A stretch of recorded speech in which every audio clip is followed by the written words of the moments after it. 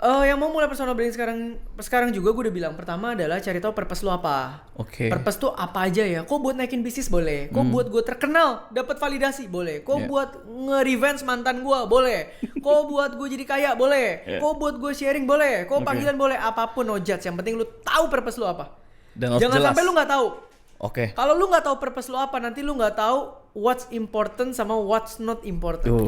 Dalam. Ketika lu nggak tahu purpose dan value lu apa, nanti lu nggak bakal tahu apa yang boleh gue tolak dan apa yang boleh gue terima di jalan ini. Ya, karena jalan ini adalah jalan yang sangat banyak godaannya. Ya, nanti kalian jadi terombang-ambing, hancur. Itu dulu. Kedua, listing strength kalian, value kalian, impact kalian.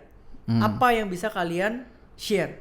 Misalnya, kok gue orangnya pinter ngejokes. Ya, kalau gue ngomong orang suka ketawa. Itu impact. Ya, buat apa? Orang-orang yang pulang kerja capek nonton konten lo, terhibur, happy, ketawa, itu impact.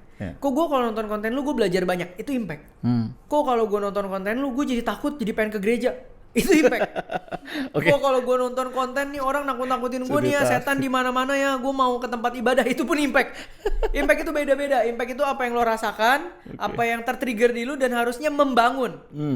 Kalau impactnya buruk boleh nggak? Etika lo aja yang mikir itu. Ya kalau bisa sih berikan impact yang baik aja.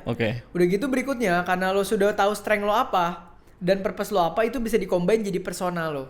Tadi kan, ini si paling voice over.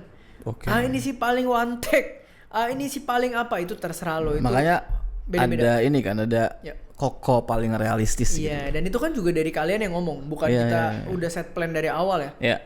Gitu loh. Mungkin gue bisa bilang kayak, enggak guys, itu udah planning gue dari 10 tahun yang lalu biar kelihatan keren, tapi enggak. Itu kan kalian komen aja gitu ya. Jadi persona ya. Iya. Berikutnya konsisten.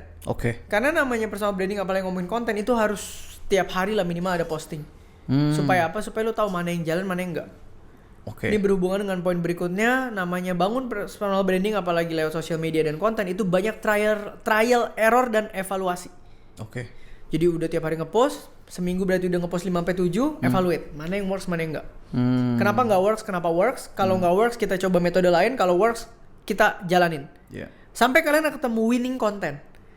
Ketemu winning content, dapat ini kok yang udah paling cocok sama gue, viewsnya gede. Nah itu boleh di breakdown, udah dijalanin konsisten gitu. Dan bisa jadi formula ya. Iya, mungkin nanti kalau mau yang tahu lebih banyak bisa ke bootcamp yang one day mungkin kita akan bikin ya.